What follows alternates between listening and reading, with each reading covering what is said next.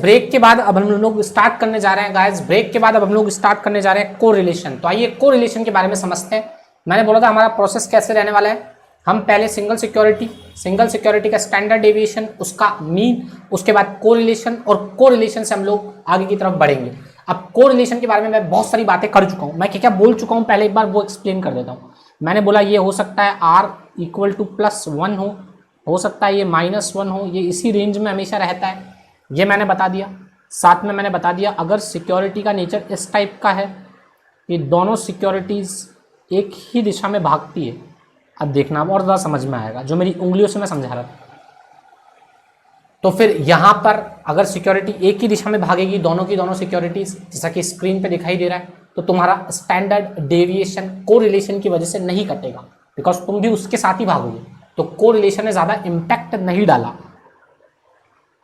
दूसरा, अगर तुम्हारी सिक्योरिटी इस तरह की होती, एक ऐसे भागती है और दूसरी उसके अपोजिट जाती है, तो तुम हमेशा बीच में लाया करते, जैसा कि अभी स्क्रीन पे दिखाई देगा कि तुम्हारी एक सिक्योरिटी ऊपर नीचे जा रही है और दूसरी सेम अपोजिट डायरेक्शन में बढ़ रही है, तो तुम हमेशा बीच में रहते। मतलब r+1 था पहले वाला, ये r-1 है। r-1 ने रिस्क 0 कर दी, r+1 ने रिस्क को बढ़ा दिया, कम नहीं किया बिल्कुल। जो स्टैंडर्ड डेविएशन हमने सोचा था बस वही रिस्क था, उसको काट नहीं पाया। और कभी कभी जब हम R1 वाली सिक्योरिटी में इन्वेस्ट करते हैं, अब एक बात और बता देता हूँ, जब हम R+1 वाली सिक्योरिटी में इन्वेस्ट करते हैं, हम ऐसा पोर्टफोलियो बनाते हैं 2 सिक्योरिटी का, जिसमें दोनों सिक्योरिटीज़ जो होगी उनमें आपस में कोरिलेशन R+1 होगा, तो हो सकता है उससे बेटर रिजल्ट हमें कभी कभी एक सिंगल सिक्योरिटी का रिटर्न दे दे और उसका स्टैंडर्ड डेविएशन दे दे। अगर चारों सिक्योरिटीज़ जो हमने शामिल की इस पोर्टफोलियो में, चारों का R+1 ही, तो हो सकता है इनसे बेटर कभी कभी एक सिंगल सिक्योरिटी भी हो जाए। तो इसीलिए मॉडर्न पोर्टफोलियो थ्योरी ने ये नहीं बोला हमको कि R+1 वाली सिक्योरिटी में इन्वेस्टमेंट करो, उसने बोला पोर्टफोलियो बनाओ पर R+1 वाली मत बनाओ, हमेशा R+1 से थोड़ा कम बनाओ, भले ही वो 9.8 बनाओ, 9.9 बना लो, 9.7 वाला बना लो, कैसा भी बना लो, पर 0.97 वाला कोरिलेशन चल जाएगा तो भी रिस्क कटेगी कुछ ना कुछ। बट अगर 1 वाला बनाओगे ना, तो कभी कभी होता है उससे बेहतर एक सिंगल सिक्योरिटी भी रिजल्ट दे दो। ये एक बात मुझे तुम्हें और समझानी थी। अब मैं डायरेक्टली कोरिलेशन की पर्टिकुलर डेफिनेशन पे आ रहा हूँ, जो बुक्स में लिखी हुई होती है, जो बहुत ही ज़्यादा टिपिकल डेफिनेशन है, अब हम उसको समझने जा रहे हैं। अब हम कोरिलेशन के अंडर डेप्थ में समझेंगे। अभी तक तो मैंने सिर्फ बाहर से दिखा दिया सब कुछ, अब हम इन डेप्थ समझने वाले हैं कोरिलेशन का मीनिंग। फिर हम समझेंगे इसका फॉर्मूला, फिर हम इसके कुछ सवाल लेंगे और फिर हम अपनी क्लास को आगे की तरफ बढ़ाएंगे। हम पोर्टफोलियो का रिटर्न और रिस्क जानेंगे आज, बस आज हमारा टारगेट इतना ही। तो देखते हैं हम कोरिलेशन का मीनिंग क्या होता है। तो मैं तुम्हारे सामने 2 चीज़ें लिख रहा हूँ, x और y। मैथमेटिकल टर्म्स में हम इनको बोलते हैं ये 2 वेरिएबल है। मैं कह रहा हूँ अगर इन वेरिएबल का आपस में, एक स्लोप नाम का वर्ड तुमने सुना होगा, अगर इन वेरिएबल का स्लोप आपस में कांस्टेंट है, क्या है स्लोप? अगर 2 वेरिएबल का स्लोप कांस्टेंट है, तो इन दोनों सिक्योरिटी के बीच का जो कोरिलेशन होगा, इन दोनों वेरिएबल के बीच का जो कोरिलेशन होगा, एसएफएम की भाषा में हम एक्स और वाई को सिक्योरिटी बोलते हैं। अगर 2 सिक्योरिटी का आपस में कोरिलेशन स्लोप कांस्टेंट अगर होता है, इन 2 सिक्योरिटी या इन 2 वेरिएबल का स्लोप अगर कांस्टेंट है, तो इन दोनों के बीच का कोरिलेशन या तो R+1 होगा या R-1 होगा। मैंने क्या बोला? मैंने कहा 2 वेरिएबल के बीच में कोरिलेशन डिपेंड करता है उनके स्लोप पे। अगर स्लोप कांस्टेंट है तो वो या तो +1 होगा, अगर स्लोप परफेक्ट पॉजिटिव कांस्टेंट है, मतलब पॉजिटिव डायरेक्शन में कांस्टेंट है कि जितना ये भागा उतना ही वो भागा। कांस्टेंट का मतलब क्या होता है? भागना। जितनी ये सिक्योरिटी भाग रही है उतना ही ये भाग रहा है, तो इसको बोलते हैं कांस्टेंट है स्लोप। एक सिक्योरिटी का दूसरी सिक्योरिटी के साथ स्लोप अगर कांस्टेंट है, तो या तो वो सेम टू सेम दिशा में भाग रहे होंगे, अपोजिट डायरेक्शन में सेम टू सेम भाग रहे होंगे, तो उनका R या तो +1 होगा या R उनका -1 होगा। हम x और y को सिक्योरिटी बोल रहे हैं, मैं कभी इनको वेरिएबल बोल रहा हूँ। मैथमेटिकल टर्म्स में वेरिएबल और एसएफएम के टर्म में 2 सिक्योरिटी का स्लोप अगर कांस्टेंट होता है, तो उनका स्लोप कांस्टेंट है, इसका मतलब R या तो +1 है या R-1 है, स्लोप कांस्टेंट है। अब हमने बोला स्लोप क्या होता है। अब हमारी बात क्या हो रही, स्लोप क्या होता है सर 2 सिक्योरिटी का, आप तो ये बताओ, या 2 वेरिएबल का स्लोप क्या होता है। तो मैंने कहा तुमने मैथमेटिक्स में कभी ना कभी एक चीज़ पढ़ी होगी कि slope means x2 minus x1 divided by y2 minus y1। जितने भी डेटा दे रखे होंगे x3 minus x2, y3 minus y2, y4 minus y3 और x4 माइनस x3, ऐसा हम हर डेटा का करेंगे। और अगर वो वैल्यू एक्चुअल में इक्वल आती है, जैसा x2 minus x1, y2 minus y1 और x3 माइनस x2 और y3 माइनस y2, दोनों वैल्यू सेम है, जितने भी डेटा सबकी वैल्यू सेम टू सेम निकलती आती है, तो उसको बोलते हैं स्लोप सेम है, स्लोप कांस्टेंट है। और अगर स्लोप कांस्टेंट है तो कोरिलेशन +1 या कोरिलेशन -1 होगा, और वरना फिर कोरिलेशन हो सकता है स्ट्रॉन्ग पॉजिटिव हो सकता है वीक पॉजिटिव हो सकता है वीक नेगेटिव हो सकता है वीक पॉजिटिव हो। तो ये कैसे पता पड़ता है? स्लोप के बेसिस पे। तो मैं बोलना चाह रहा हूं कोरिलेशन खुद स्लोप नहीं होता, कोरिलेशन स्लोप के कांस्टेंट होने की कोशिश है। कोरिलेशन स्लोप के कांस्टेंट होने की कोशिश है। Correlation is not a slope, correlation is a कोशिश कि स्लोप कांस्टेंट है। स्लोप के कांस्टेंट होने की कोशिश कि स्लोप कितना कांस्टेंट हो रहा है। अगर वो स्लोप एकदम कांस्टेंट है तो फिर r+1 वरना r-1, और स्लोप अगर कांस्टेंट नहीं है तो उसके कांस्टेंट होने की कोशिश, उसके बराबर होने की कोशिश ही कोरिलेशन है। कोरिलेशन एक कोशिश है, कोरिलेशन स्लोप नहीं है, कोरिलेशन कोशिश है। मैंने फॉर्मूला में बताया, मैं कोरिलेशन को एक्सप्लेन कर रहा हूं, उसका मीनिंग समझा रहा हूं कि correlation is not a slope, correlation is a कोशिश। कोरिलेशन क्या है मेरे बच्चों? कोरिलेशन कोशिश है। अब देखिए कोरिलेशन के कुछ डायग्राम्स तुमसे बनवा देता हूँ। एक मिनट, मुझे कहीं भी खाली पेपर दिखता है, खाली स्लाइड दिखेगी, वहाँ हम एक बार डायग्राम बना के देखेंगे कि मैं क्या बोलना चाह रहा हूँ। जैसे कि मैं बोलना चाह रहा हूँ बच्चों, ढंग से देखना मेरी बात को। मान लो ये ग्राफ है और मान लो ये भी एक ग्राफ है। मैं बोल रहा हूँ ये y है, ये x है। मैंने इनका स्लोप निकाला, स्लोप को पॉइंट दिया, मैंने कहा ये पॉइंट और ये पॉइंट। अगर ये स्लोप इस तरह से बन रहा है, मतलब एक स्लोप के कांस्टेंट होने की कोशिश तो 100% कांस्टेंट है स्लोप, तो कोशिश तो 100% है। और जब कोशिश 100% होगी तो r = +1 होगा, r = +1 होगा अगर स्लोप इस तरह से कांस्टेंट है तो। और स्लोप अगर इस तरह से है तो ये भी कांस्टेंट। कोशिश जो कर रहा है स्लोप, वो स्ट्रेट लाइन में आने की कोशिश, 100% स्ट्रेट लाइन में आने, तो इस कोशिश को बोलेंगे r-1।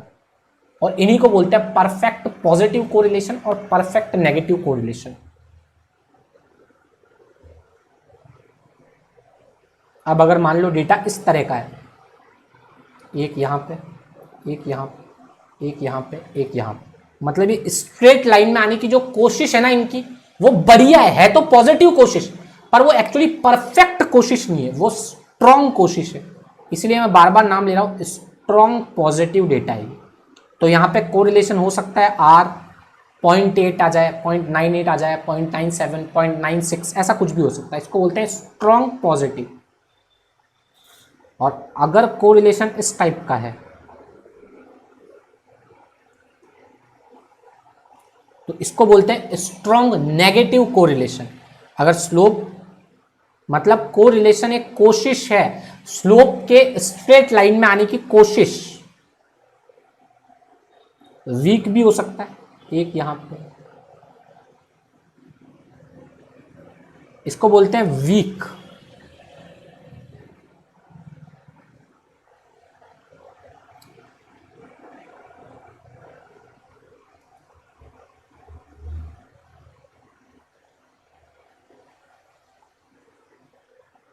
इसको बोलते हैं वीक नेगेटिव, इसको बोलते हैं वीक पॉजिटिव। तो अगर चाहो तो ये डायग्राम बना लेना। मतलब स्लोप के एक सीधी लाइन में आने की जो कोशिश है वो कोशिश कोरिलेशन है, कोरिलेशन खुद वो स्लोप नहीं है। कोरिलेशन तो स्लोप की कोशिश है, बस कोरिलेशन एक कोशिश है ओनली। ये मैंने समझा दिया तुम्हें। अब वापस चलते हैं हमारी स्लाइड पे। हम यहां थे, हमने कहा कोरिलेशन एक कोशिश है। जैसे मान लीजिए कोई वेरिएबल अगर एक से चेंज हो रहा है और दूसरा वेरिएबल उसके समानांतर, उसके साथ साथ 5 से चेंज होता है, हर बार यही स्लोप मेंटेन करते हैं दोनों, तो वो परफेक्ट पॉजिटिव कोरिलेशन की तरफ जाएंगे। ये देखिए, ये जो मैंने डेटा दिया हुआ है, इस डेटा से जो स्लोप निकलेगा x2 माइनस x1 वाला और y2 माइनस y1 वाला, तो वो जो स्लोप होगा वो एक्चुअल में कांस्टेंट स्लोप निकलेगा। तो यहाँ पर जो कोरिलेशन आएगा वो +1 आएगा। पर यहाँ से अगर मैं एक भी डेटा को छेड़ देता हूँ ना, एक भी डेटा को छेड़ूंगा, मतलब अगर मान लो मैं 95 को काट के 96 लिख देता हूँ तो ये रहेगा तो perfect, but r equal to +1 नहीं होगा, वो +1 से थोड़ा कम आएगा। वो कितना कम आएगा वो तो फॉर्मूला लगाएंगे हम कोरिलेशन का, तब पता पड़ेगा। बट अभी मेरा समझाने का मकसद सिर्फ कोरिलेशन की इंपॉर्टेंस समझाना है, कोरिलेशन होता क्या है वो समझाना है, फिर हम फॉर्मूला पे आएंगे धीरे धीरे। अब मैं बता रहा हूँ कोरिलेशन है क्या। तो कोरिलेशन एक स्ट्रेंथ, एक कोशिश है कि दो वेरिएबल के बीच में लीनियर रिलेशनशिप आ जाए, कांस्टेंट उनका स्लोप हो जाए। इसकी जो कोशिश वो लोग करेंगे ना, वो कोशिश कोरिलेशन है। कोरिलेशन खुद स्लोप नहीं है, कोरिलेशन एक कोशिश है। और मैंने इतना तक बता दिया था कि जब r+1 रहता है तो रिस्क नहीं कटती है, और जब r-1 रहता है तो रिस्क 0 हो जाती है। और मैंने इतना और बोल दिया कि हम r+ वाली सिक्योरिटी में अगर कभी इन्वेस्ट कर भी देते हैं तो हो सकता है वो दो सिक्योरिटी से बनाया हुआ पोर्टफोलियो से बेहतर तो एक सिंगल स्टॉक भी आ जाए। तो इसीलिए मॉडर्न पोर्टफोलियो थ्योरी ये बोलती है, मार्कोविच ये बोलता है कि दो ऐसी सिक्योरिटी में पैसा इन्वेस्ट करो, दो ऐसी सिक्योरिटी का पोर्टफोलियो बनाओ जिनका r+1 से नीचे की तरफ जाए, -1 की तरफ जाता रहे। ऐसी सिक्योरिटी में इन्वेस्ट करो। ये हमने कोरिलेशन के बारे में थीम समझ ली, कोरिलेशन क्या होता है, कौन सी सिक्योरिटी में पैसा डालना चाहिए, किसमें नहीं डालना चाहिए। अब मैं एक सवाल पूछ रहा हूं जो तुम्हारी आंखों के सामने, देखते तुम बता पाते हो नहीं बता पाते हो। मान लो मेरे पास एक पोर्टफोलियो है, उसमें X है, उसमें Y है, उसमें Z है, उसमें P है और उसमें Q है। अब मुझे A, B, C तीनों में से एक को और शामिल करना है इस पोर्टफोलियो में। मैं कह रहा हूं A को शामिल करूंगा, उसका रिटर्न 8 है, उसका स्टैंडर्ड डेविएशन 3 है, उसका इस पोर्टफोलियो के साथ कोरिलेशन 0.5 है। B का कोरिलेशन 0.2 है, उसका स्टैंडर्ड डेविएशन 3 है और उसका रिटर्न 8 है। C का रिटर्न 8, स्टैंडर्ड डेविएशन 3 और उसका इसके साथ जो कोरिलेशन है वो है -0.8 पोर्टफोलियो के साथ कोरिलेशन। अब बताओ कौन सी सिक्योरिटी को पोर्टफोलियो में शामिल किया जाए, A को, B को या C को? सोचो, 1 मिनट है तुम्हारे पास। तब तक मैं 1 मिनट तक क्या करूंगा, मैं 1 मिनट तक पानी पीऊंगा।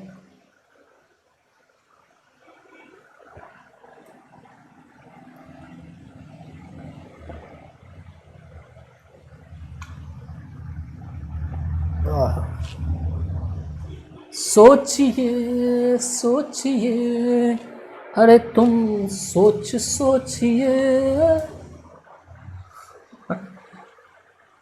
सोचो भाई सोचो। हम तुम्हें चाहते हैं ऐसे, हम मरने वाला कोई,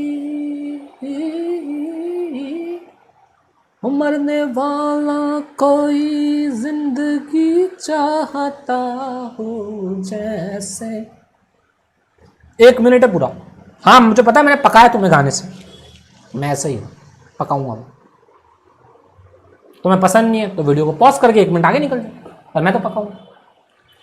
तो हम तुम्हें चाहते हैं ऐसे, तो हम कौन से सिक्योरिटी लगाएंगे? तो मुझे लगता है तुम में 90% लोगों का आंसर होगा हम सी में लगाएंगे।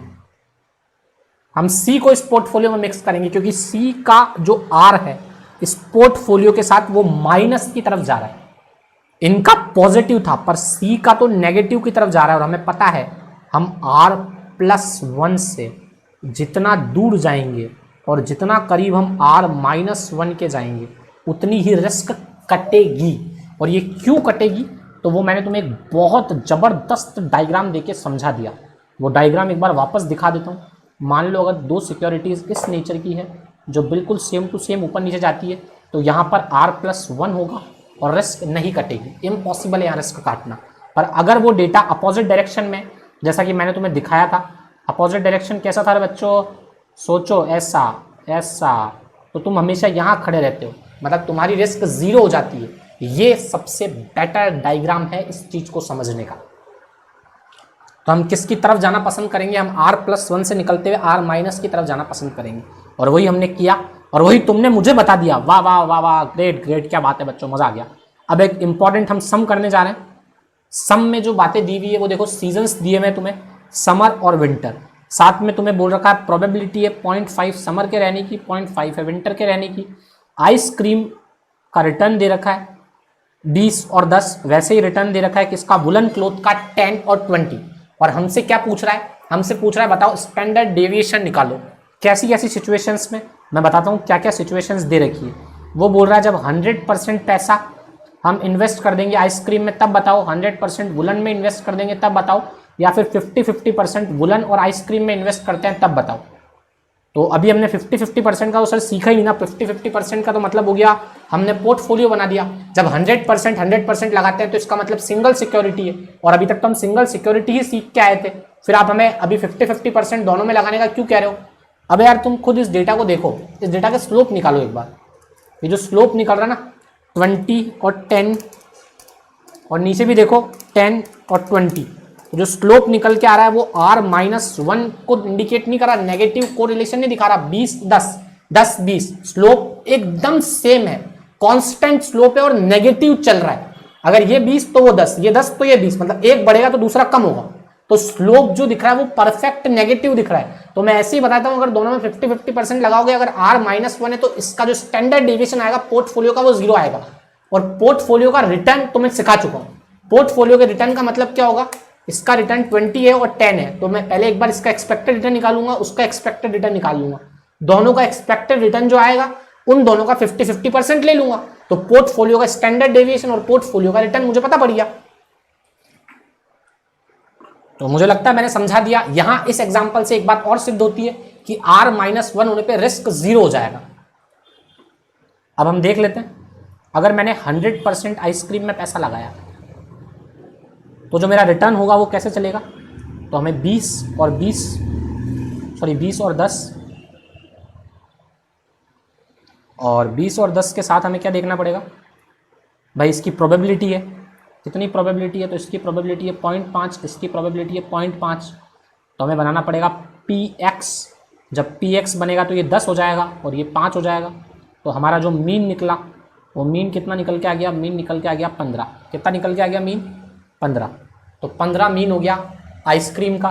अब अगर हमें आइसक्रीम का स्टैंडर्ड डेविएशन चाहिए तो स्टैंडर्ड डेविएशन के लिए हम क्या करेंगे भाई, सिंगल सिक्योरिटी की बात चल रही है, तो हमने कहा वो 15 है तो x माइनस एक्स बार, फॉर्मूला का लॉजिक मैंने बताया PX माइनस एक्स बार का होल स्क्वायर। डायरेक्ट कॉलम बना लो, उससे तुम्हारा एकदम सही रहेगा। तो मैंने कहा डायरेक्ट कॉलम बनाने का तरीका क्या होता है, 20 माइनस 15 तो 5 आया, मल्टीप्लाई बाय 5 मतलब 25 आ गया, और 25 को प्रोबेबिलिटी से मल्टीप्लाई किया 0.5 से तो 12.5 आ गया। और वैसे ही अगर हम नीचे करेंगे तो नीचे वाला भी डेटा आई थिंक 12.5 ही आएगा, 12.5 सबकी टोटल हो जाएगी 25, और इस 25 का रूट अगर हम कर देंगे तो वो निकल जाएगा स्टैंडर्ड डेविएशन। तो 25 का रूट होगा 5। मतलब अगर हम सिंगल आइसक्रीम में पैसा लगाते हैं सेम टू सेम आंसर निकल के आएगा हमारा किसका, इसका वुलन का, क्योंकि डेटा तो सेम है। तो अगर हम बोल रहे हैं अगर हम आइसक्रीम में पैसा लगाते हैं या हम वुलन में पैसा लगाते हैं 100% तो हमारा रिटर्न तो रहेगा 15 और हमारी रिस्क रहेगी 5। हमारा रिटर्न रहेगा 15 और हमारी रिस्क रहेगी 5। समझ रहे हो मेरी बात को, रिटर्न 15 और रिस्क 5। वही अगर हम पोर्टफोलियो में भी लगाते हैं तो पोर्टफोलियो की रिस्क तो रहेगी 0 और पोर्टफोलियो का रिटर्न रहेगा 15 का 0.5 और 15 का 0.5। तो 15 का 0.5 मतलब 7.5 और 15 का 0.5 मतलब 7.5, दोनों को जोड़ा तो 15। मतलब पोर्टफोलियो का रिटर्न तो रहेगा 15 और पोर्टफोलियो की रिस्क रहेगी 0। यहाँ पर रिटर्न रहेगा 15 और रिस्क रहेगी 5, यहाँ पे भी रिटर्न रहेगा 15 और रिस्क रहेगी 5। तो कहाँ इन्वेस्ट करना चाहिए, साफ दिख रहा है कि सिंगल सिक्योरिटी में 100% मत लगाओ, यहाँ कुछ रिस्क है, बट यहाँ बिल्कुल भी रिस्क नहीं है, यहाँ रिस्क कम हो गई। रिस्क कम क्यों हो गई तुम्हें भी दिख रहा है। रिस्क कम का मतलब, रिस्क का मतलब ही क्या होता है, तुमने हर सिचुएशन में 15 फिक्स कर लिया अपना रिटर्न। पोर्टफोलियो का रिटर्न 15 फिक्स हो गया, रिटर्न का ऊपर और नीचे जाना ही तो रिस्क होता है। ढंग से देखो, अगर एक में इन्वेस्ट करोगे तो रिटर्न या तो 20 होगा या 10 होगा, मतलब रिटर्न में रिस्क जो होगी वो 5 होगी। वैसे ही अगर तुम वुलन में 100% लगाते हो तो रिटर्न 15, रिटर्न तो 20, और 20 और 10 में 5 का डिफरेंस हमेशा चलेगा, मतलब या तो 15 5 ऊपर जाएगा या 15 में से 5 नीचे जाएगा। ये बताना चाह रहा हूं। अगर आइसक्रीम में लगाया तो तुम्हारा आइसक्रीम का मीन 5 आया था, अब अगर समर होगा तो 5 ऊपर भागेगा और विंटर होगा तो 5 नीचे भागेगा। वैसे ही वुलन है, अगर समर होगा तो 5 नीचे भागेगा और विंटर होगा तो 5 ऊपर भागेगा। तो स्टैंडर्ड डेविएशन है, पर जब मैंने आधा आधा ले लिया दोनों का, समझो मैंने आधी रिस्क इसकी ले ली, आधा रिटर्न इसका ले लिया, तो रिटर्न तो 15 ही रह गया ना। हर सिचुएशन में रिटर्न को मैंने 15 कर दिया, तो जब हर सिचुएशन को रिटर्न को 15 ही कर दिया तो स्टैंडर्ड डेविएशन तो रिटर्न के ऊपर और नीचे जाने की लगभग प्रोबेबिलिटी तो होती है ऊपर जाना और नीचे जाना, तो रिटर्न तो फिक्स कर देना मैंने सवाल में, रिटर्न तो 15 ही रहेगा पोर्टफोलियो का, वो 15 से कम हो ही नहीं सकता, बिकॉज दोनों सिक्योरिटी का रिलेशनशिप ऐसा है, तो हम हमेशा यही रहेंगे। तो हमारा स्टैंडर्ड डेविएशन ऑटोमेटिकली 0 हो गया। मैंने स्टैंडर्ड डेविएशन का फॉर्मूला नहीं दिया पोर्टफोलियो केस में, मैं तो लॉजिक से बता रहा हूं कि लॉजिक देख के लग रहा है, साफ साफ दिखाई दे रहा है, और मुझे लॉजिक से ही सम कराना था ये।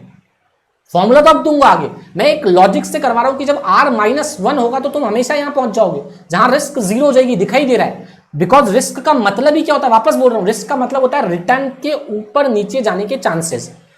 पहले केस में अगर 100% आइसक्रीम में लगाते हैं तो रिटर्न जो निकल के आ रहा है वो आ रहा है 15, मतलब विंटर के केस में वो 5 ऊपर भाग सकता है और 5 नीचे जा सकता है, यही प्रोबेबिलिटी। पर अगर वही वुलन है तो वुलन में 100% तो 15 उसका मीन, 5 ऊपर और नीचे जा सकता है। पर जब पोर्टफोलियो में लगाया तो इसके 15 का 50%, इसके 15 का 50%, तो मुझे तो ऑलवेज 50% 15 ही होगा, इसका 50, इसका 50, 7.5 इसका, 7.5 इसका, तो मेरा तो रिटर्न 15 फिक्स हो गया ना। मेरा रिटर्न तो अब ऊपर और नीचे कोई जा ही नहीं सकता, बिकॉज पोर्टफोलियो का रिटर्न तो 15 ही रहेगा, कोई भी सिचुएशन हो। मुझे तो आइसक्रीम का 20 का 15 का 50% मिलेगा और इसके 15 का 50% मिलेगा। अब भले ही इन सिक्योरिटी में कितना भी फ्लक्चुएशन हो, मेरे को कोई फर्क नहीं पड़ता, बिकॉज मेरा स्टैंडर्ड डेविएशन मैंने 15 फिक्स कर दिया मेरा मीन। अब वो ऊपर और नीचे भाग ही नहीं सकता पोर्टफोलियो, बिकॉज इनमें स्लोप नेगेटिव आया था। R-1 से भी समझ सकते हो, दूसरी बात से समझ सकते हो कि मैंने अपना रिटर्न फिक्स कर दिया, वो ऊपर नीचे भाग ही नहीं सकता, इस तरीके से भी समझ सकते हो। तीनों तरीके से रिजल्ट सेम निकल के आ रहा है, और यही वो सवाल है जिससे तुम्हारा माइंड पूरा खुल जाएगा कि R-1 होने पे रिस्क 0 और R+1 होने पे रिस्क बिल्कुल भी नहीं कटती, वो ऐसे से भागता है। फिर हम स्टैंडर्ड डेविएशन, इसकी रिस्क, इसकी स्टैंडर्ड डेविएशन वाली रिस्क ले लेते, मतलब 5 का 2.5 और 5 का 50%, तो 2.5 मतलब 5 हो जाते हैं। अगर R+1 होता तो रिस्क नहीं कटती, R-1 होगा तो रिस्क बिल्कुल 0 हो जाएगी। रिस्क और कम हो सकती है, +1 से कम वाला डेटा हमेशा चूज करना चाहिए, R+1 से कम का डेटा चूज करो हमेशा। 2 सिक्योरिटी जिसमें R+1 से कम रिलेशनशिप है उसको चूज करना चाहिए। ये एक अच्छा एग्जाम्पल था समझाने के लिए। मैं इस एग्जाम्पल में स्टैंडर्ड डेविएशन तो नहीं निकाल सकता ना पोर्टफोलियो का, उसका एक फॉर्मूला होगा, वो फॉर्मूला मुझे लगाना पड़ेगा और वो फॉर्मूला लगा के आंसर निकलेगा। तो फॉर्मूला तुम्हें पता ही नहीं अभी, मैंने तो लॉजिक से करवा दिया पोर्टफोलियो का स्टैंडर्ड डेविएशन। अब 2 डेटा तुम्हारे सामने दिए हुए, इन दोनों डेटा की मदद से तुम्हें कोरिलेशन निकालना है। कोरिलेशन होता क्या है, देखो कोरिलेशन का मतलब, फॉर्मूले की तरफ अब मैं बढ़ने वाला हूं कि कोरिलेशन का फॉर्मूला क्या होता है। मैंने बोला कोरिलेशन एक स्लोप का, 2 वेरिएबल के स्लोप के कांस्टेंट होने की कोशिश है। तो 2 वेरिएबल का स्लोप का मतलब क्या, 2 वेरिएबल में होने वाले चेंजेस, मतलब मीन से फ्यूचर पोजीशन में होने वाले चेंजेस, मतलब x माइनस एक्स बार ही तो चेंज होता है हमारे टर्म्स में। सोचो स्टैटिस्टिक्स के टर्म में x माइनस एक्स बार ही चेंज होता है, ये चेंज है, और y माइनस वाई बार चेंज होता है। तो हमें दोनों का चेंज लेना है, बिकॉज हमारा कोरिलेशन है, दोनों के बीच में चेंजेस को देखना है।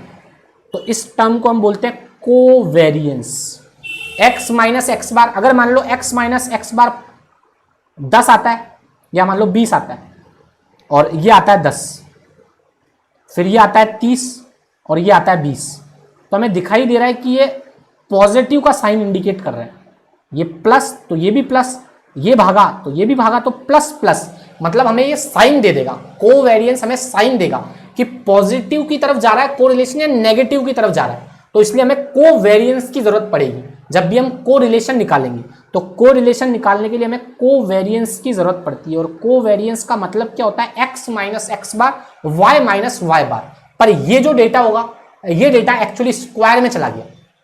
तुम देखो ना यार, 2 चीजें एक साथ मल्टीप्लाई हो रही है तो वो दोनों चीजें परसेंटेज स्क्वायर रिजल्ट देगी, उनका रिजल्ट होगा परसेंटेज स्क्वायर।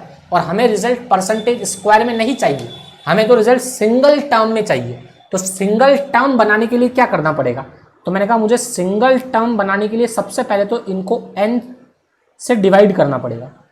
पहले मुझे इनको n से डिवाइड करना पड़ेगा। जैसे ही n से डिवाइड करूंगा तो ये कोवेरियंस का फॉर्मूला बन जाएगा। तो कोवेरियंस का फॉर्मूला क्या बना, कोवेरियंस का फॉर्मूला बना sigma X minus X bar divided by N, ये होता है कोवेरिएंस का फॉर्मूला।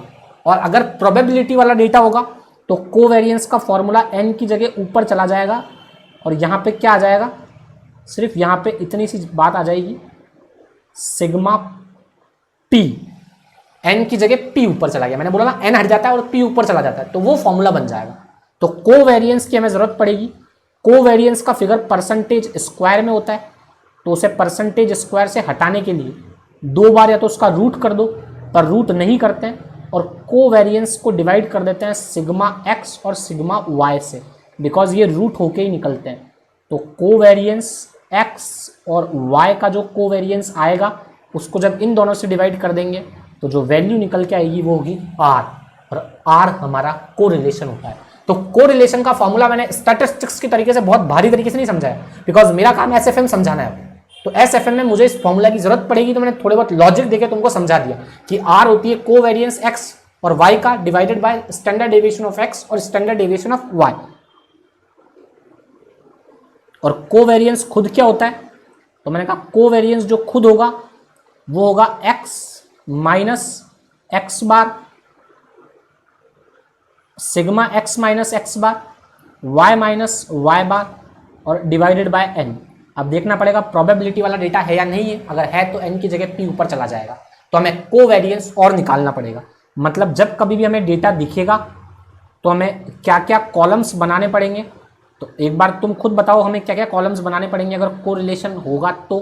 मैं सवाल को नहीं दिखा रहा हूँ, तो कोरिलेशन होगा तो हमें पी की ज़रूरत पड़ेगी अगर प्रोबेबिलिटी वाला डेटा है तो, साथ में हमें ज़रूरत पड़ेगी एक्स यानी कि रिटर्न की, साथ में हमें ज़रूरत पड़ेगी पी एक्स की, साथ में हमें ज़रूरत पड़ेगी पी एक्स माइनस एक्स बार का होल स्क्वायर, बिकॉज ये डेटा तो हमें स्टैंडर्ड डेविएशन के लिए ज़रूरत पड़ता है, तो हमें को रिलेशन के लिए इसके साथ और डेटा की ज़रूरत पड़ेगी। सेम ऐसे ही वाई के डेटा की ज़रूरत पड़ेगी, सेम ऐसे ही एक्स के डेटा की ज़रूरत पड़ेगी।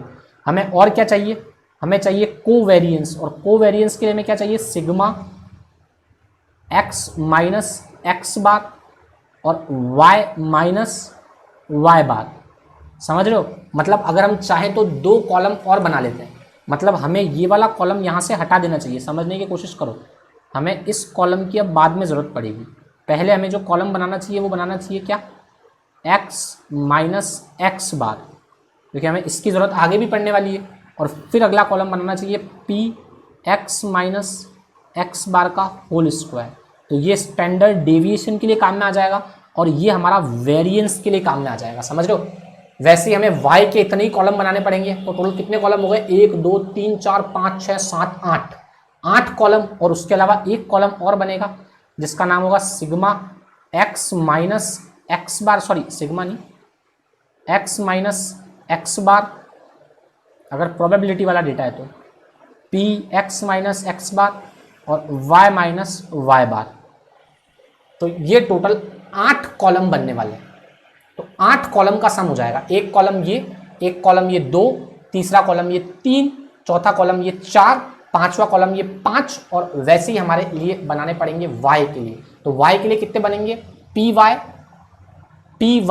वाई माइनस वाई बार और y के लिए एक और ये, तो शायद 8 से 9 कॉलम का सम होगा।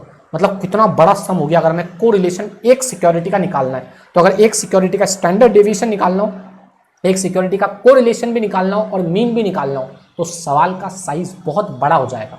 और अगर प्रोबेबिलिटी वाला डेटा है तो और बड़ा, और अगर प्रोबेबिलिटी वाला डेटा थोड़ा छोटा हो जाएगा। तो इस तरीके से सवाल थोड़ा भारी होगा। ये तो पक्का दिखाई दे रहा है कि इसमें जो कॉलम बनने वाले हैं बहुत सारे बनने वाले हैं। समझ रहे हो ना मेरी बात को, ये तो पास्ट ईयर का डेटा है, एक्चुअली प्रोबेबिलिटी नहीं है, तो हमें ज़्यादा सही रहेगा। तो हम क्या क्या बनाएंगे देख लेते हैं।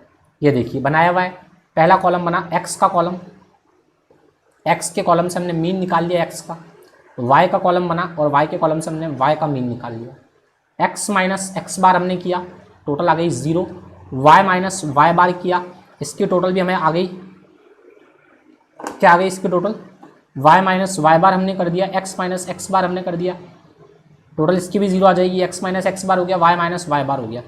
अब हम बोल रहे हैं इन दोनों को मल्टीप्लाई कर दो, मतलब होता ना भाई कोवेरिएंस निकालना है, तो इन दोनों को मल्टीप्लाई करेंगे तो कोवेरिएंस निकल जाएगा। ये निकल गया कोवेरिएंस, ये आ गया कोवेरिएंस। कोवेरिएंस कब आएगा, जब इन दोनों की टोटल करेंगे और डिवाइडेड बाय n करेंगे तो ये निकल जाएगा कोवेरियंस। अब हमारे पास कोवेरियंस आने से काम नहीं चलेगा, कोवेरियंस के बाद हमें क्या करना पड़ेगा, हमारा फॉर्मूला तो स्टैंडर्ड डेविएशन ऑफ x को डिवाइड करवाएगा ना, मतलब ये तो डेटा सिर्फ और सिर्फ कोवेरियंस तक ही पहुंचा पाया हमको। अभी तो हमारे पास स्टैंडर्ड डेविएशन नहीं है, अभी तो हमें स्टैंडर्ड डेविएशन का डेटा अलग से निकालना पड़ेगा, x का स्टैंडर्ड डेविएशन और स्टैंडर्ड डेविएशन ऑफ y। तो वो कैसे निकलेगा, वो इनके स्क्वायर करने पे निकलेगा, इन दोनों का स्क्वायर हमें और करना पड़ेगा। तो इन दोनों का स्क्वायर की टोटल डिवाइडेड बाय, इन दोनों के स्क्वायर की टोटल डिवाइडेड बाय n, तो वो निकलेगा वेरिएंस। उस वेरिएंस का अंडर रूट करोगे तो वेरिएंस का अंडर रूट करके क्या निकालोगे, स्टैंडर्ड डेविएशन। मतलब 2 कॉलम और बनाने पड़ेंगे सवाल में, जो नहीं बनाए हुए सवाल ने वो 2 कॉलम तुम्हें और बनाने पड़ेंगे। उन 2 कॉलम्स में एक कॉलम होगा इसका स्क्वायर, इसका स्क्वायर, उनके स्क्वायर की जो टोटल आएगी डिवाइडेड बाय n होगा और उसका स्टैंडर्ड रूट होगा। वैसे ही इसके स्क्वायर की जो टोटल आएगी उसको भी डिवाइडेड बाय n से करेंगे और फिर रूट ओवर कर देंगे। याद आ रहा है ना, ऐसा कुछ ऐसा हमने किया था कि वेरिएंस निकालते हैं, कोवेरिएंस निकालते हैं, याद आ गया होगा ना। मैंने बोला था स्क्वायर करो पहले और स्क्वायर करने के बाद स्क्वायर का एवरेज कर दो, स्क्वायर का जो एवरेज आता है, यही लॉजिक था फॉर्मूला का, वहाँ पे याद आ रहा होगा स्टैंडर्ड डेविएशन। तो वो स्टैंडर्ड डेविएशन का ही भाई ये कोवेरिएंस है। इसीलिए कोवेरिएंस में भी देखो क्या हो रहा है, कोवेरिएंस में ये दोनों टर्म आपस में मल्टीप्लाई हो रही है और फिर इन दोनों का डिवाइडेड बाय n हो रहा है और फिर इसके बाद स्टैंडर्ड रूट नहीं लगा रहे हैं, रूट नहीं लगा रहे हैं, इसका मतलब फिर जो आंसर आएगा उसको स्टैंडर्ड डेविएशन ऑफ x और स्टैंडर्ड डेविएशन ऑफ y से डिवाइड कर दिया हमने, तो वो r निकल गया। मैंने सिर्फ सवाल को समझा दिया है, प्रैक्टिस ज़्यादा तुम्हें करनी है गाइस, बिकॉज मैंने बोला था 45 क्लासेस लेनी है, अगर मुझे 90 में तो कुछ तो कम करना पड़ेगा, तो बस यही कम किया है मैंने पूरा सवाल का आंसर तुम्हारे सामने खोल के रख दिया है, सिर्फ स्टैंडर्ड डेविएशन इसमें नहीं निकाला हुआ है, वो तुम्हें अपनी मेहनत से निकालना पड़ेगा, इतना तो तुम्हें अपना करना ही पड़ेगा गाइस, और आर निकालनी पड़ेगी। इसके बाद क्वेश्चन नंबर एक और है, इसमें प्रोबेबिलिटी वाला डेटा दिया हुआ है गाइस, और इस प्रोबेबिलिटी वाले डेटा में तुम्हारे को 2 वेरिएंस दिए हुए हैं, मतलब यहाँ भी तुम्हारे को क्या निकालना है, एसडी निकालना है, मीन निकालना है, कोवेरिएंस भी निकालना है, एक वेरिएंस और निकालना पड़ेगा, फिर तुम्हारे को आर और निकालनी है। मतलब इतनी सारी चीज़ें प्रोबेबिलिटी वाले डेटा में निकालनी है। ये सब मैं कल सॉल्व करूंगा, 200% करना पड़ेगा मुझे, ये थोड़ा टिपिकल सम है, बट फिर भी तुम घर पे अभी प्रैक्टिस कर सकते हो। आज की क्लास देखने के बाद तुम्हें कर लेना चाहिए मेरे हिसाब से। इसमें इतने सारे कॉलम्स बनेंगे और ये पूरा आंसर तो दिया हुआ ही है यहाँ पे। वीडियो को पॉज करके इसका स्क्रीनशॉट लेके सवाल खुद करके मैच करवा सकते हो। कल एक बार मैं देख लूंगा इस सवाल को। अब हमारा इंपॉर्टेंट टॉपिक शुरू हो गया। अब हम 2 स्टॉक पे आ चुके हैं। हमने बोला एक स्टॉक है उसमें हम 70% लगाएंगे और दूसरा स्टॉक है उसमें हम 30% लगाएंगे, और हमारे पास जो ER दिए हुए हैं 2 स्टॉक्स के, और हमारे पास 2 स्टॉक के स्टैंडर्ड डेविएशन दिए हुए हैं। मतलब ये डेटा इस तरह का है, ये x है और ये y है, y का ये इसका रिटर्न, ये इसका रिटर्न, ये इसका स्टैंडर्ड डेविएशन और ये इसका स्टैंडर्ड डेविएशन। अब सवाल हमसे क्या पूछना चाह रहा है, और इन दोनों का r भी दिया हुआ आपस में, x और y का, ये x और y जो है इनका r है आपस में -0.2, सॉरी 0.2 ओनली, नॉट अ -0.2, तो 0.2 इनका r है। इन दोनों का स्टैंडर्ड डेविएशन हमारे पास है और हम बोल रहे हैं 70% हम लगाते हैं x में और 30% हम लगाते हैं y में। और ये एक्चुअली जो रिटर्न दिया हुआ है, ये रिटर्न एक्सपेक्टेड रिटर्न दिया हुआ है, समझ लो ना, x और y का, ये जो दिया हुआ है इस x और y का ये एक्सपेक्टेड रिटर्न है, मतलब ER है। वो अभी मैं जो पिछले समय में करा रहा था ना कि ER तुम पूरा निकालो, मतलब ER मतलब मीन, ये डायरेक्ट मीन दे दिया कि इसका मीन 30 है, इसका स्टैंडर्ड डेविएशन 16 है, इसका मीन 24 है और इसका स्टैंडर्ड डेविएशन 10 है। मतलब तुम्हें वो मेहनत नहीं करवा रहा हूँ क्योंकि मुझे भी फॉर्मूले का लॉजिक देना है, तो वो मेहनत हम आगे जाने वाले सम्स में करेंगे। मतलब आगे जाने वाले सम में हम क्या क्या करने वाले, सिंगल सिक्योरिटी का मीन, सिंगल सिक्योरिटी का स्टैंडर्ड डेविएशन, फिर उनका को रिलेशन, फिर उसके बाद उन सब का रिटर्न, पोर्टफोलियो बनाएंगे उसमें से कि इसमें 50 लगाओ, इसमें 50 लगाओ, फिर उनका रिटर्न और उनका स्टैंडर्ड डेविएशन। सवाल थोड़े बड़े हो जाएंगे कल से, पर मजा बहुत आएगा। बस मॉडर्न पोर्टफोलियो थ्योरी में लास्ट टॉपिक चल रहा है, इसके बाद सिर्फ सम्स बचे हुए हैं, 2 स्टॉक के सम। कुछ लोगों को मजा आता है कैलकुलेशंस में, तो उनको तो मजा आ रहा होगा। मैं बोलूंगा पोर्टफोलियो का रिटर्न बताओ, तो पोर्टफोलियो का रिटर्न तो अब तक तुम सीख चुके हो, तुम डायरेक्टली बोलोगे सर ये जो 30 है ना, ये तो हमें मिलेगा, इसके चांस हो जाएंगे 0.7 बिकॉज हम x में पैसा लगा रहे हैं 70%, और जो 24 रिटर्न y का है उसके चांस है हमारे पास 30 मतलब 0.3। तो एक के चांस हो गए 0.3, एक के चांस हो गए 0.7, दोनों को आपस में जोड़ लो, इन दोनों को आपस में प्लस कर लो, यही तुम्हारा एक्सपेक्टेड रिटर्न ऑफ पोर्टफोलियो है। ये जो 30 है वो एक्चुअल में सिंगल सिक्योरिटी का मीन है x का, और 24 y का सिंगल सिक्योरिटी का मीन है। वो मीन मैंने डायरेक्टली निकाल के दे दिया है। तो उस मीन का 30% तुम्हें मैंने बताया था, 30% इसका और 70% इसका, वही रिटर्न तुम्हारा पोर्टफोलियो का रिटर्न होगा। और पोर्टफोलियो के रिटर्न को बोलते हैं ERP। ये निकालने का फॉर्मूला क्या होता है? तो अगर फॉर्मूला के टर्म्स में बात करोगे तो फॉर्मूला होगा weight of x multiply by return यानी कि expected return of x plus weight of y multiply by expected return of y। ये फॉर्मूला रहेगा। अब मैंने कहा स्टैंडर्ड डेविएशन का फॉर्मूला क्या होगा पोर्टफोलियो में? तो मैंने कहा स्टैंडर्ड डेविएशन का पोर्टफोलियो में ये फॉर्मूला होगा। अगर कॉमन सेंस से कोई आंसर देना चाहे तो weight of x multiply by standard deviation of x plus weight of y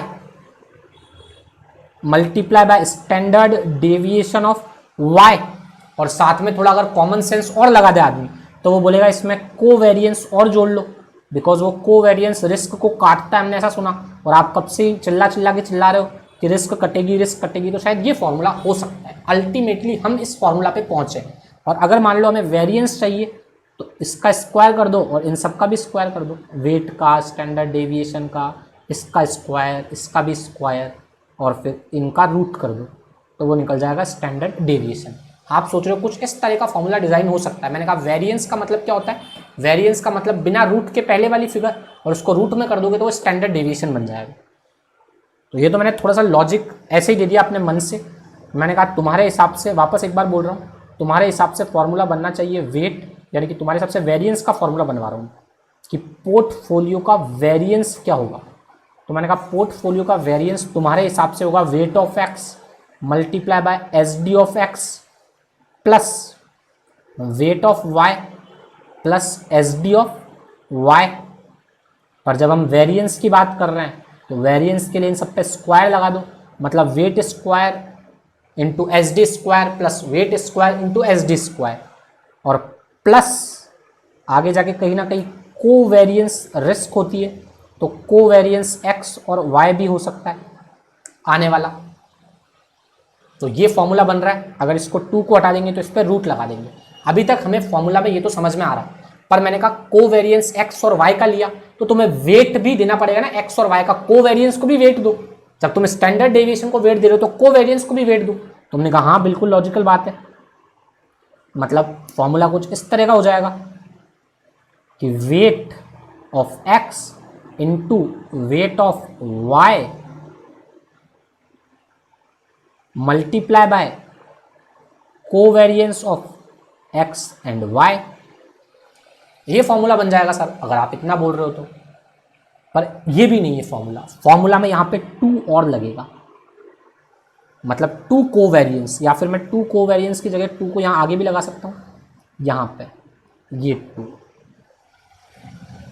और उसके बाद अगर मुझे ये रूट हटाना है यहां से, मुझे सिर्फ स्टैंडर्ड डेविएशन चाहिए, तो मैं इस सब पे अंडर रूट लगा दूंगा इस तरीके से, ये अंडर रूट। ये पूरा फॉर्मूला है।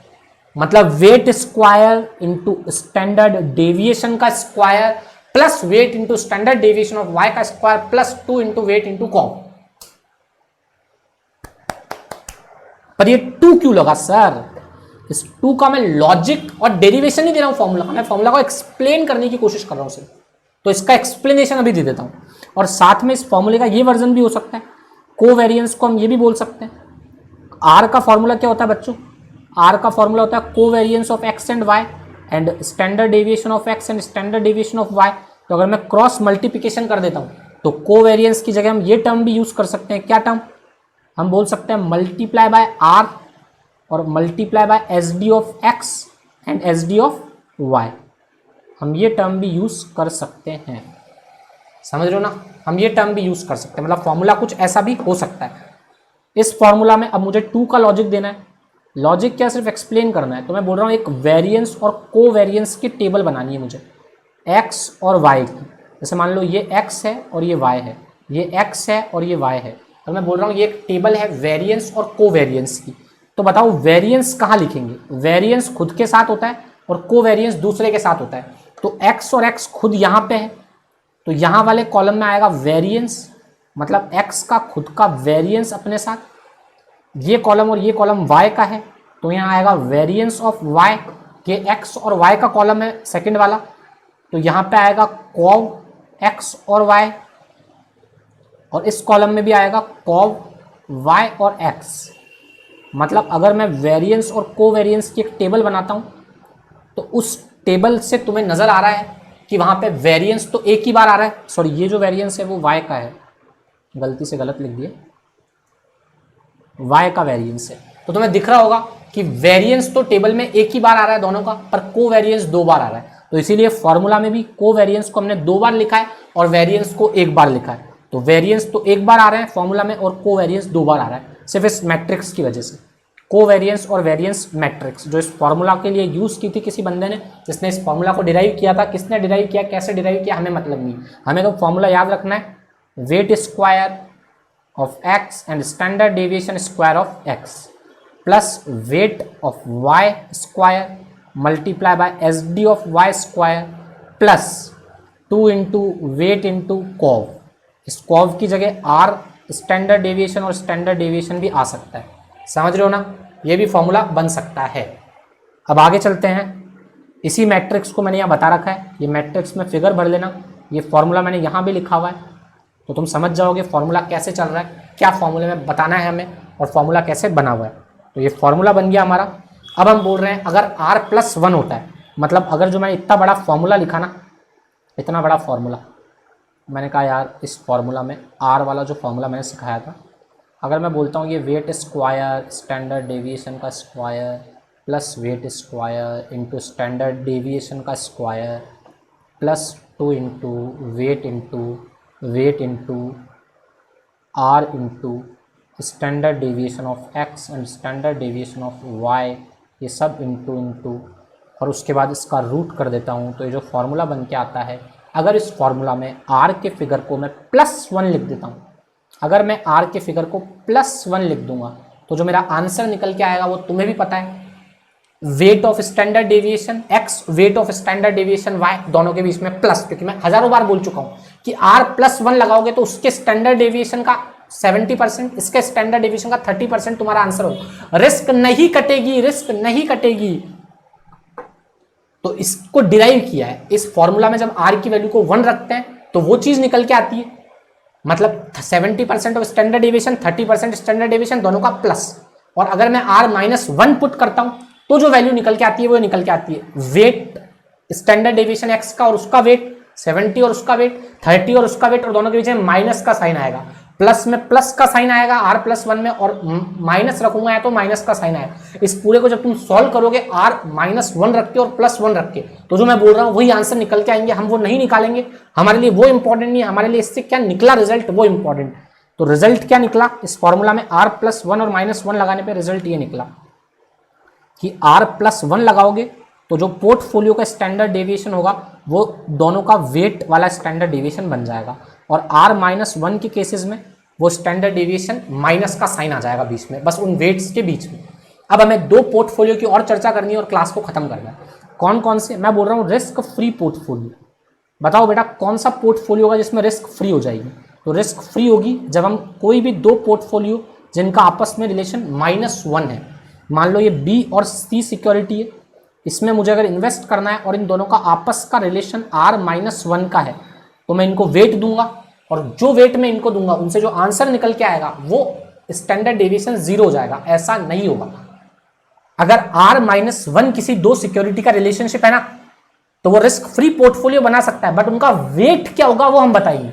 आप वेट अगर अपने मन से दोगे ना कोई सिक्योरिटी का, 2 सिक्योरिटी जिनको आप आपस में मिला रहे हो, अगर आप चाहते हो वो रिस्क फ्री हो जाए, वो रिस्क फ्री पोर्टफोलियो बन जाए, तो वो रिस्क फ्री पोर्टफोलियो केवल तभी बनेगी जब उनमें वेट जो हम बता रहे हैं वो वेट अगर आप दोगे, वही वेट निकालता है रिस्क फ्री पोर्टफोलियो।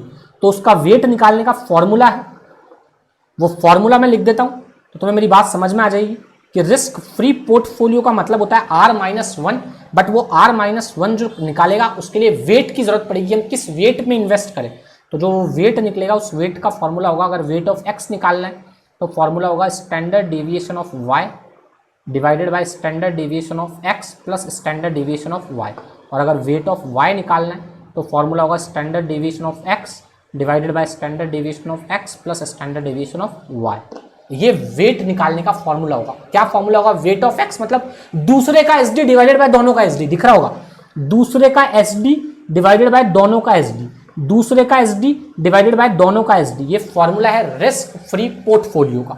मतलब रिस्क फ्री पोर्टफोलियो का मतलब होता है ऐसी कोई भी सिक्योरिटी जहां R-1 है, वहां अगर आप इसके हिसाब से वेट निकालोगे तो जो वेट निकलेगा वही वेट एक्चुअल में सही वेट होगा, और वही वेट एक्चुअल में सही वेट होगा R-1 के साथ वाला। गाइज आई थिंक हमको लगता है हमें क्लास यही ओवर करनी पड़ेगी guys, because of that laptop discharge हो गया। तो मैं वापस अपनी बात को कंक्लूड कर देता हूँ तुम लोगों के सामने। या चलिए हम 2 मिनट का ब्रेक ले लेते हैं, 2 मिनट के ब्रेक के बाद वापस मिलते हैं तो हम इस क्लास को कंटिन्यू रन कर पाएंगे, है ना।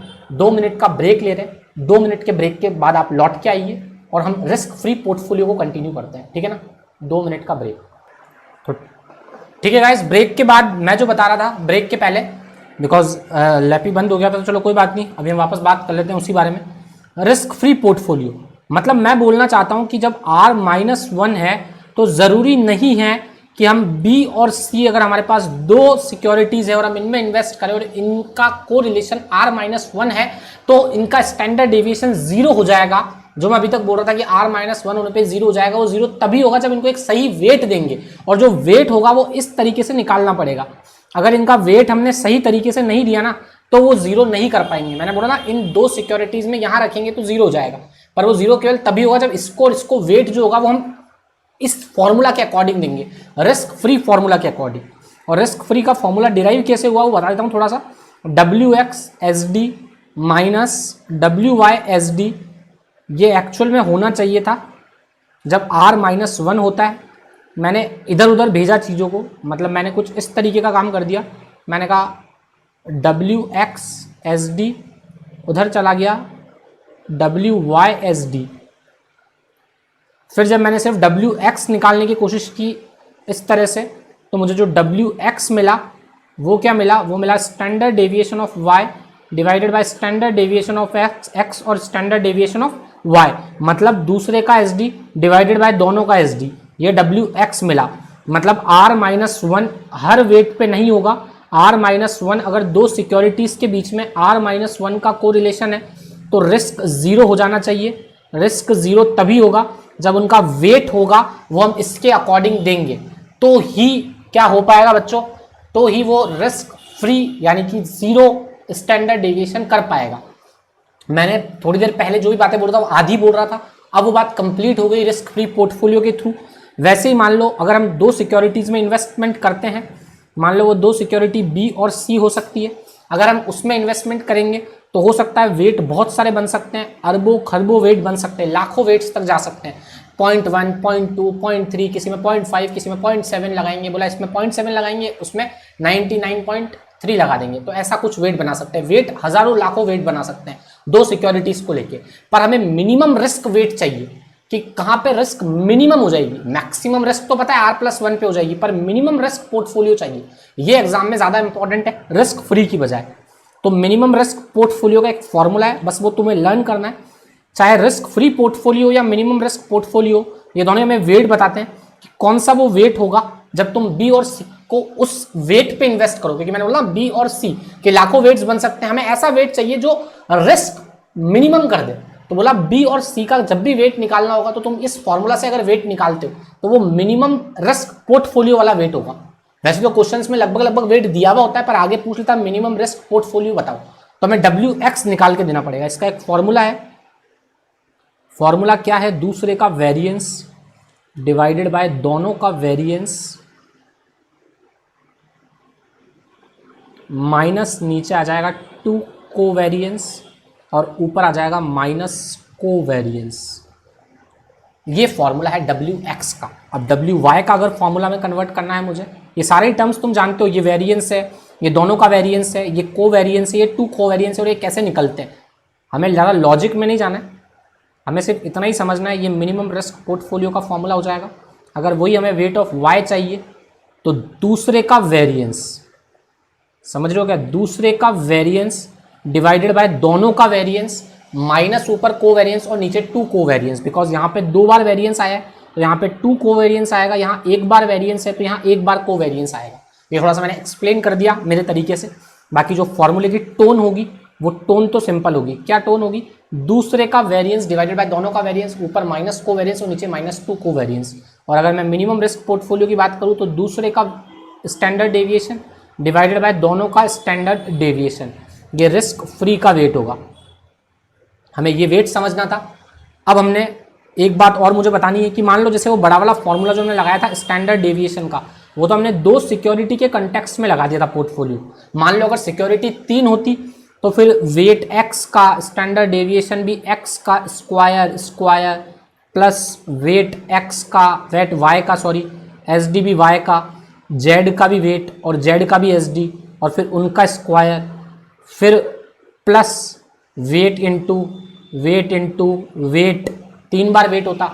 और कोवेरिएंस कितने सारे हो जाते बताओ, ये 2 कोवेरिएंस x और y का होता, y और z का होता और x और z का होता। मतलब फॉर्मूला और ज़्यादा लंबा हो जाता। मतलब समझो अगर 3 सिक्योरिटी ज़्यादा, 4 ज़्यादा, 5 और ज़्यादा बड़ा फॉर्मूला, मतलब ये फॉर्मूला बढ़ता जाएगा। तो हमें वही, हमारे को क्या करना है, लोग तो एक्सेल पे सॉल्व कर देते बट हम पेन और पेपर से स्टैंडर्ड डेविएशन निकालते। देख रहे हो हमारी खूबी।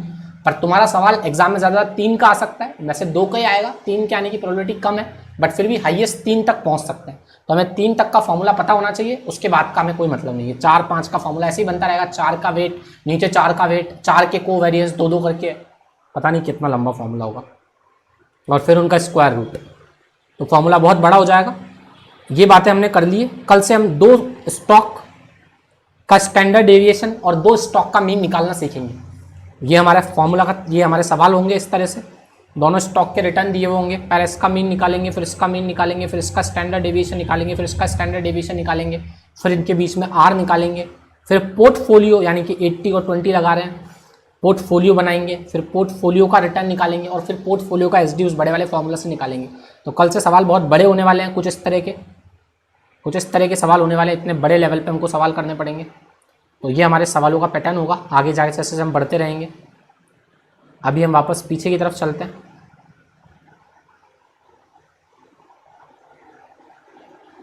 वापस मैंने जो कोरिलेशन समझाया था उसको वापस थोड़ा सा मैं रिपीट करवा देता हूँ, उसके बाद फिर आज की क्लास को हम खत्म करेंगे। तो मैंने जो ब्रेक के बाद पढ़ाना स्टार्ट किया, मैंने कहा को रिलेशन का मतलब क्या होता है। मैंने कहा को रिलेशन स्लोप के स्ट्रेट लाइन में आने की कोशिश होती है। स्लोप अगर बिल्कुल स्ट्रेट लाइन में होगा तो को रिलेशन या तो r+1 होगा या r-1 होगा। ये हमारी पहली बात हुई थी। हम हमेशा r+1 से कम वाली सिक्योरिटीज में इन्वेस्टमेंट करने की कोशिश करेंगे। ऐसा क्यों? बिकॉज r+1 होने पर रिस्क बिल्कुल नहीं कटती है और r-1 हो जाने पर रिस्क 0 हो जाती है, पर केवल तभी जब वेट रिस्क फ्री पोर्टफोलियो वाला देंगे तो वो रिस्क को 0 कर देगा। स्लोप के कांस्टेंट रहने की कोशिश कोरिलेशन है। r+1 हमें वही वेट देगा, वेट इसका वेट और दोनों का स्टैंडर्ड डेविएशन, बीच में प्लस का साइन लगा देगा। इसके बाद हमने बात करी थी कि 2 लाइन में जो स्लोप है वो स्ट्रेट लाइन का स्लोप है। इसमें मैंने बताया था स्लोप कैसे निकालोगे तुम, तो स्लोप निकाल लेना x2 - x1 और y2 - y1 करके, और देख लेना इसमें परफेक्ट पॉजिटिव कोरिलेशन बनेगा, क्योंकि स्लोप हमेशा सेम रहेगा, वो 5 रहेगा। अगर इसमें हम एक डेटा को चेंज कर देंगे, 96 कर देंगे, तो स्लोप बदल जाएगा। स्लोप बदलेगा तो कोरिलेशन +1 की तरफ नहीं जाएगा और कोरिलेशन +1 से कुछ कम हो जाएगा। ऐसा मैंने बताने की कोशिश की थी, बहुत नॉर्मल बात थी। फिर हमने कोरिलेशन के कुछ डायग्राम्स देखे थे, कुछ इस तरह के, पॉजिटिव वाला, नेगेटिव वाला, वीक, स्ट्रॉन्ग वाला।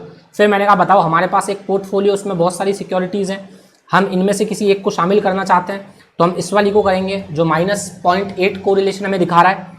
इसके बाद मैंने बात करी थी, एक सवाल लिया था, इससे मैंने समझाने की कोशिश की थी कि r-1 जब रहेगा कुछ इस तरह का, तुम्हारा डेटा इस तरह चलेगा तो तुम हमेशा बीच में रहोगे और रिस्क 0 हो जाएगी। पर ये 0 तभी होगी जब वेट रिस्क फ्री वाला लेंगे। मैं जानबूझ के वेट की बातें कर रहा हूँ, पहले मैं वेट नहीं बोल रहा था। फिर एक सवाल हमने देखा, इसकी मदद से हमने को रिलेशन निकालना सीखा।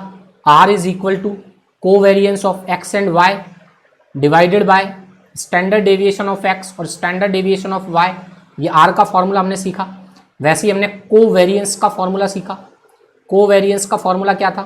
कोवेरियंस का फॉर्मूला था X minus X bar divided by Y minus Y bar multiply में इनका सिग्मा डिवाइडेड बाय एन।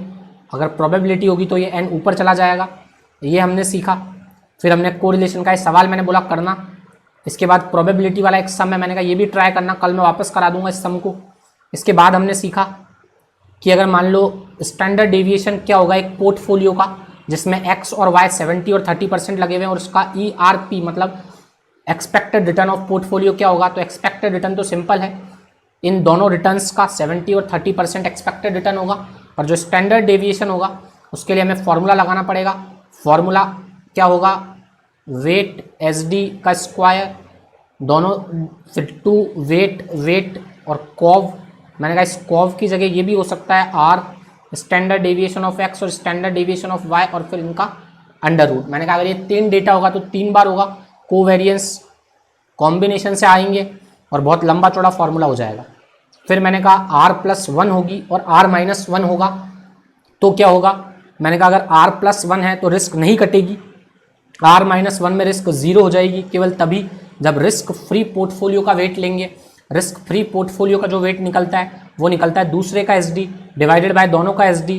वैसे ही मैंने आगे बात करी मिनिमम रिस्क पोर्टफोलियो का भी एक वेट होता है, वो WX के थ्रू निकलता है, मतलब दूसरे का वेरिएंस डिवाइडेड बाय दोनों का वेरिएंस और -2 कोवेरियंस और माइनस ऊपर कोवेरियंस। ये फॉर्मूलाज मैंने पढ़े।